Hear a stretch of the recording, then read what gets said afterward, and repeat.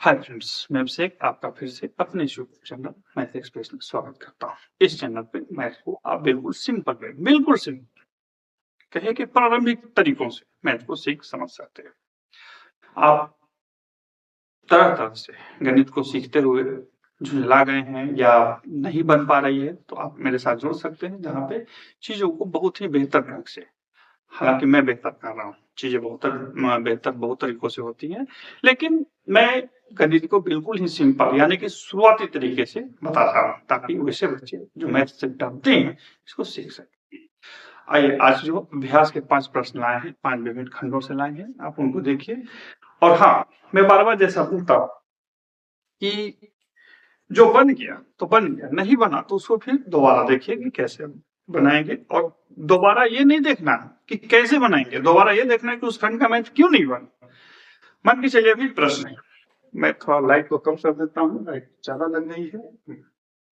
अभी प्रश्न है, प्रश्न को पढ़िए। ये प्रश्न का जो प्रश्न है हाइट एंड डिस्टेंस का, ऊंचाई एवं दूरी का प्रश्न है। और यदि ये बन गई तो बहुत अच्छी, नहीं बनी तो क्यों नहीं बनी, आप इस पर पूरा अभ्यास कीजिए, मेहनत कीजिए। कंपटीशन निकालने का यही सिंपल तरीका होता है। देखिए प्रश्न पढ़िए। किसी नदी के किनारे स्थित मंदिर के शीर्ष द्वारा नदी के दोनों छोर क्रमशः 30 डिग्री और 45 डिग्री का उन्नयन कोण बनाता है। यदि मंदिर की ऊंचाई 100 मीटर है, तब नदी की चौड़ाई बताओ। आपकी ऑप्शन, ये 5 प्रश्न कैसे बनेगा सो देखिए। मान के चलिए कि एक मंदिर है, यहाँ से एक नदी है, इस तरह से नदी है, यहाँ ये पॉइंट है और यहाँ ये पॉइंट है, इसको मिला दीजिए। नदी में पानी रहता है इस तरह से, ये पॉइंट का उन्नयन कोण अलग है और ये पॉइंट का उन्नयन कोण अलग है। इसका है 45 डिग्री और इसका है 30 डिग्री। ठीक है, अब तो बन गया। मान के चलिए अब यही आपका ए है, ये बी है, ये सी है और ये डी है। ये भी, ये मंदिर की ऊंचाई दिया हुआ 100 मीटर, ये इसका ग्राफ बन गया, फोटो बन गया। हाइट एंड डिस्टेंस में फोटो बन गया, मैथ बन गया। नहीं बना, नहीं बनेगा। अब देखिए, यहाँ पे 2 त्रिभुज है। एक त्रिभुज ये वाला है, मैं रेड से जिसको कर रहा मार्किंग कर रहा हूँ, पहले ब्लू से किया, अब रेड से कर रहा। दूसरा त्रिभुज ए है, मैं लिख दे रहा हूँ। पहला त्रिभुज है त्रिभुज ए बी सी, और दूसरा जो है त्रिभुज ए बी डी।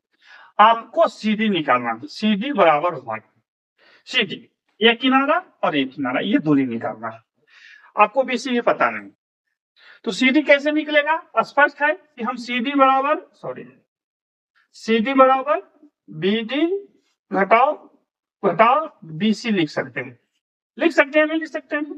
अब ये तो 90 डिग्री है, ये लंब है या आधार, ये लंब है या आधार, इस एंगल के लिए ये लंब है या आधार है, इस एंगल के लिए भी ये लंब है आधार है। तो tan पर निकालिए, tan 30 डिग्री बराबर लंब यानी कि 100 बटा आधार यानी कि 20। tan 30 का मान कितना होता है?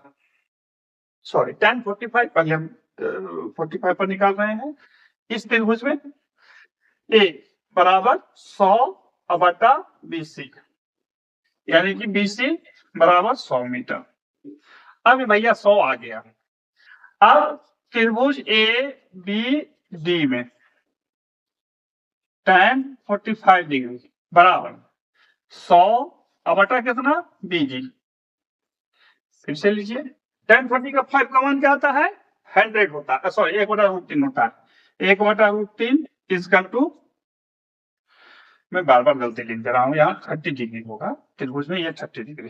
tan 30 का मान 1/√3 होता है। 100/BD, दिन भर काम कीजिएगा यही होगा। BD बराबर 100√3। BD बराबर क्या आ गया? 100√3। अब यहां से देखिए, इस त्रिभुज में हमने BC को निकाला और इस त्रिभुज में हमने BD को निकाला। आपको क्या निकालना है? BD। आपको निकालना है CD, तो CD बराबर BD घटाओ BC। BD कितना है?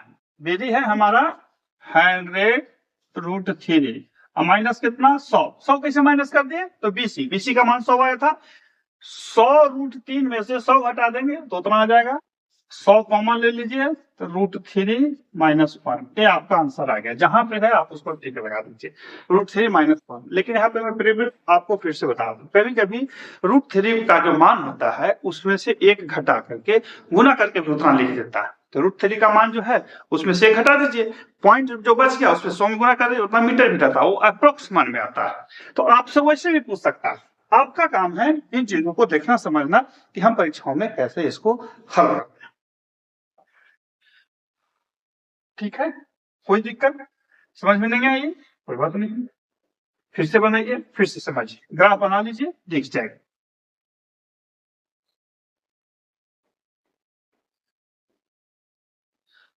मैथ का जो सबसे सुंदर तरीका होता है ना जी, वो यही होता है कि आप बार बार उसको बनाइए।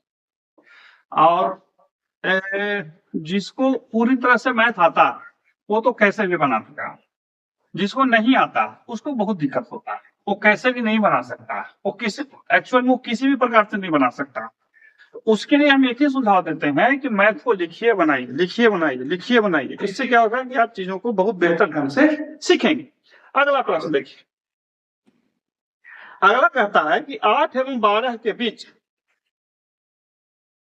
दूसरा 8 एवं 12 के मध्य, मध्य मतलब बीच, 15 समांतर माध्यमों को रखा जाता है। 15 समांतर माध्यमों को रखा जाता है। 8 एवं 12 के बीच 15 समांतर माध्यम को रखा जाता है। तो 6वां समांतर माध्य क्या होगा?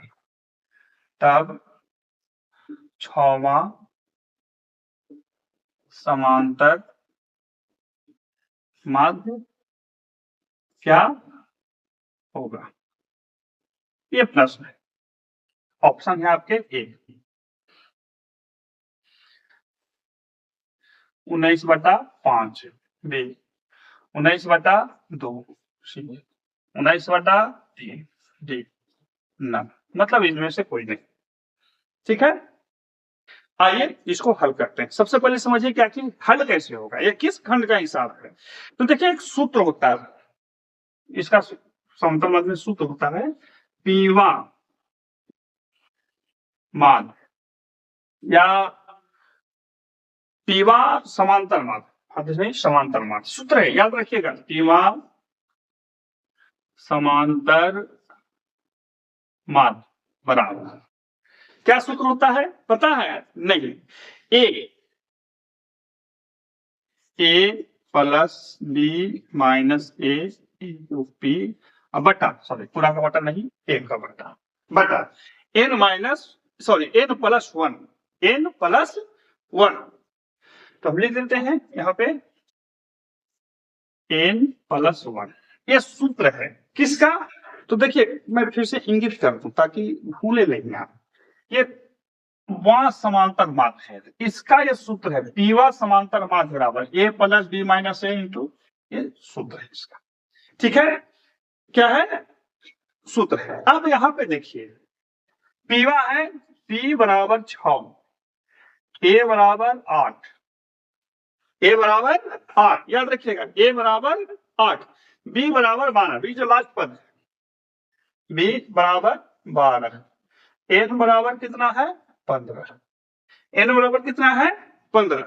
अब आप इसको बना लीजिए, अब सब पर बैठा दीजिए, बैठा दीजिए। तो ए की जगह पर 8 लिखिए प्लस बी माइनस ए, तो बी माइनस ए यानी कि 12 घटाओ 8, बी को रखना है यानी कि 6, अब बटा कितना? टोटल का बटा नहीं, यहाँ टोटल उसका क्या लिखना है? एन प्लस 1 यानी कि 15 प्लस 1।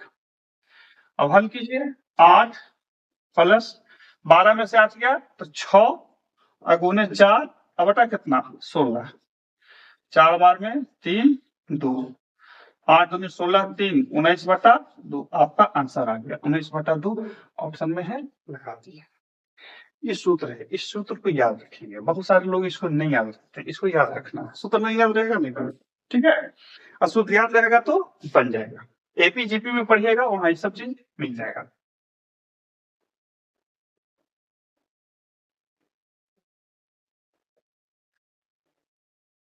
एक्चुअल में इस तरह का जो मैथ होता है ना, वो सूत्र पर ही रहता है, और आजकल क्या करता है कि पूछ लेता है। पहले थोड़ा कम पूछता था या नहीं पूछता था, पहले गुण मैथ को ज्यादा पूछा जाता था। गुण मैथ मतलब जिसको बनाने में थोड़ा सा मेहनत लगता था।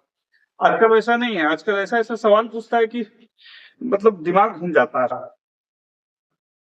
चलिए आइए, अगला प्रश्न है वो थोड़ा बनाने वाला है। एबीसीडी एक आयत है। प्रश्न क्या हो रहा है कि एबीसीडी एक आयत है। तीसरा प्रश्न है ए बी सी डी एक आयत है। आयत है, रेक्टेंगल है एबीसीडी, जिसमें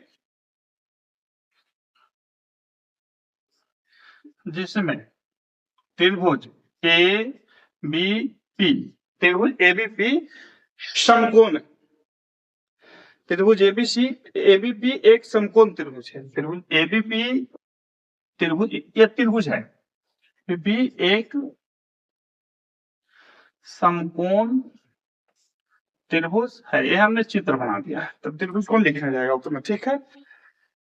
जब पीएबी का जब जब एंगल पीएबी 60 डिग्री है, तब जब एंगल पीएबी 60 डिग्री है, तब एंगल पीडीसी क्या होगा? एंगल पीडीसी क्या होगा? यही प्रश्न था। ये हमने एक एसएससी का था, वही से उठाया था। ए 60 डिग्री, बी 90 डिग्री, सी 25 डिग्री, डी 30 डिग्री, सॉरी हाँ 30 डिग्री। ये प्रश्न। अब इसको कैसे बनाएं? तो सबसे पहले जो लिखा वो लिख देते हैं, बना देते हैं। एबीसीडी एक आयत, ए बी सी डी, ठीक है। एबीसीडी हमने एक बना दिया, ठीक है। अब चूंकि एक आयत है, ये दोनों क्या होगा? समानांतर होगा, और ये दोनों समानांतर होगा। इतना याद रखिएगा, ठीक है। अब इस पर हम एक इसको काट लेते हैं, दिखा बना देते हैं। अब इस पर एक लंब डाल देते हैं। एबीपी एक समकोण त्रिभुज है, यहाँ पे हम पी लिख देते हैं। हमने बना दिया, ठीक है।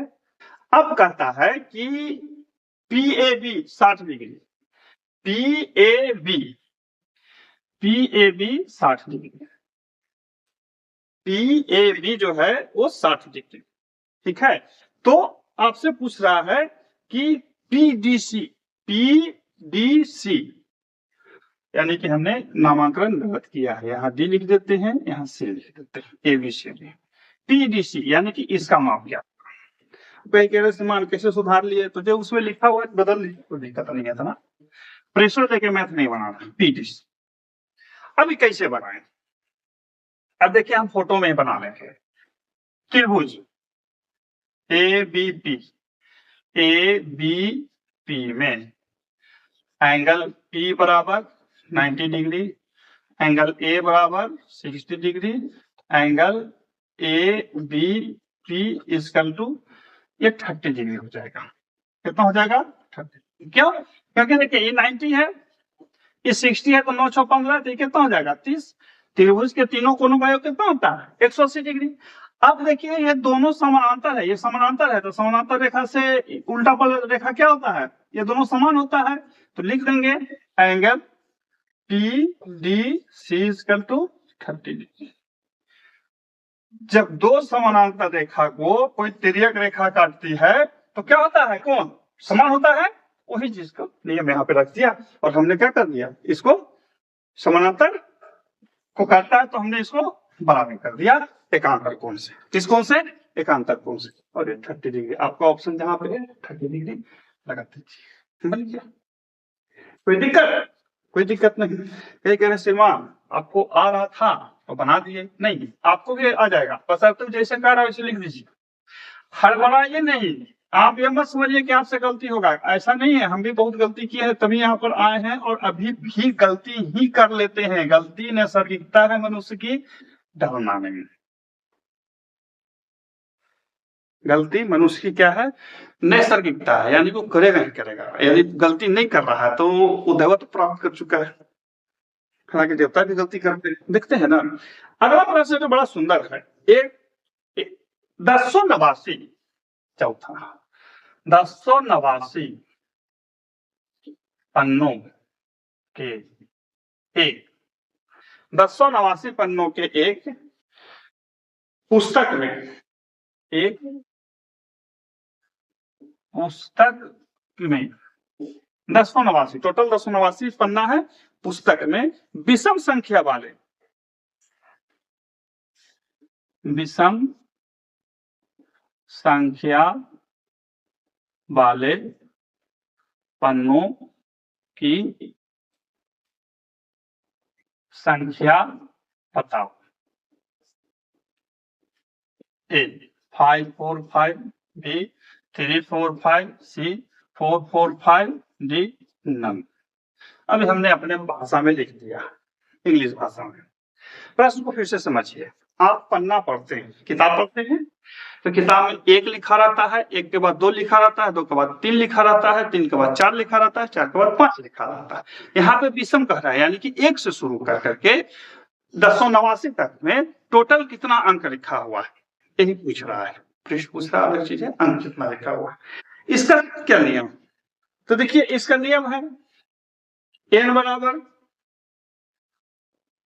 l प्लस a बटा 2। l मतलब लास्ट पद, a मतलब प्रथम पद, बटा 2।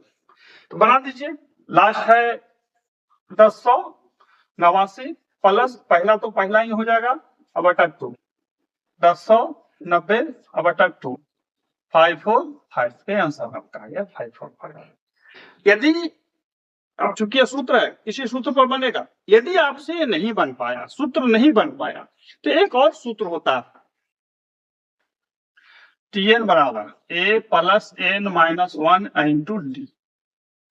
Tn बराबर a plus n minus 1 into D. यहाँ पे Tn दिया हुआ है, Tn बराबर 1089, a बराबर 1, n बराबर भाग, डी बराबर 2। डी बराबर 2, आपको n निकालना है, यहाँ हमने n निकाला था, यहाँ भी n निकाला। अब आप इस सूत्र पर बैठा दीजिए, ये जो सूत्र लिखा हुआ है इस पर बैठा दीजिए, देखिए आपका इतना ही आंसर आएगा। आप दोनों तरह से इसको बना सकते हैं, ये आपकी स्वेच्छा के ऊपर है। बात समझ रहे हैं ना, ये आपकी स्वेच्छा के ऊपर है। मेरा चेहरा अगर देखना है, बोर्ड देखिए,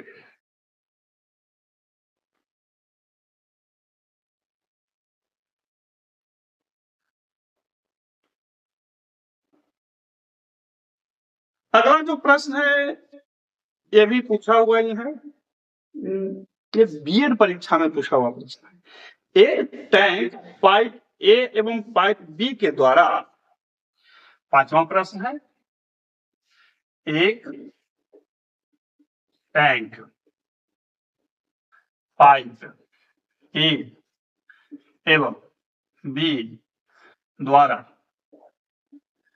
क्रमशः, मतलब लगातार क्रमशः 24 मिनट एवं 32 मिनट में भरा जाता है। 24 मिनट एवं 32 मिनट में भरा जाता है, ठीक है। यदि दोनों पाइप खोल दे, यदि दोनों पाइप खोल दें, दोनों पाइप को खोल दें, तब पाइप बी को कितना समय पश्चात बंद कर दें, ताकि बंद कर दें ताकि, ताकि हर शिकार होता है, ताकि टैंक 18 मिनट में भरता है, ताकि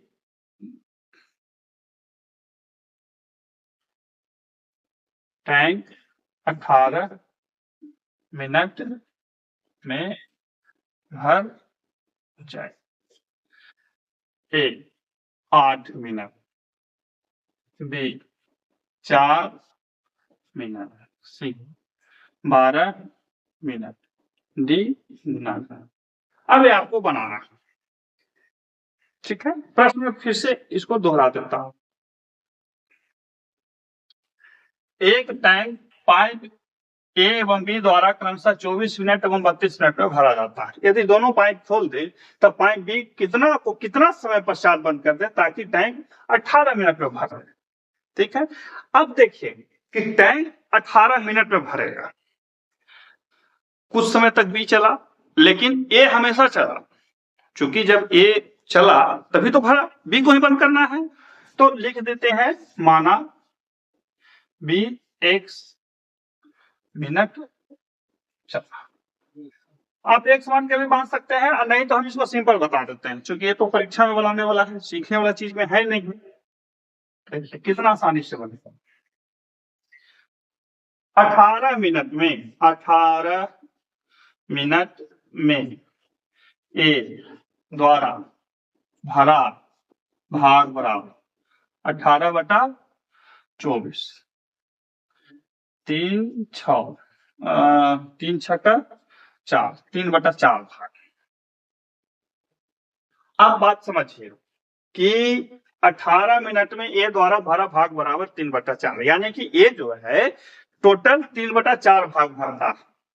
शेष बराबर 1 घटाओ 3/4, यानी कि 1/4 भाग बी भरा। बी 1/4 भाग कौन भरा है बाबू? बी भरा है। अब बी जो है 32 मिनट में भरता है, मिनट में पूरा भरा, इसलिए 1/4 भाग कितना देर में भरेगा?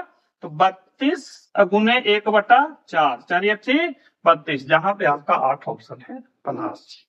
फिर से समझिए, मैं फिर से बता देता हूं। ए 18 मिनट चला, क्योंकि ए शुरू से ही चला, बंद नहीं हुआ था, तो 18 मिनट में भरता है 3/4 भाग, यानी कि टोटल टैंक कैपेसिटी का 3/4 ही ए भर पाता है। शेष 1/4 भाग, यानी कि 1/4 भाग बी भरता है। तो चूंकि बी 32 मिनट में पूरा भरता है, एक भाग या पूरा का पूरा 32 मिनट में भरता है, तो 1/4 कितना में भरेगा? 8 मिनट में। अब तो ऑप्शन आ गया। इस तरह से चीजों को जब आप समझते हैं, समझ के बना सकते हैं। तो ये था हमारा आज का जो आपको हमने बताया। समय का हम हाइट एंड डिस्टेंस, क्षेत्रमिति, हालांकि क्षेत्रमिति का मैथ तो उसको नहीं बोलेंगे, उसको ज्यामिति का मैथ बोलेंगे।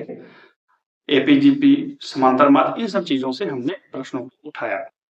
आशा है कि आप इन खंडों को पढ़ेंगे, नहीं पढ़े तो बड़ा जाके पढ़, बन गया ठीक है, नहीं बना नहीं। फिर मिलते हैं अगले वीडियो तक के लिए।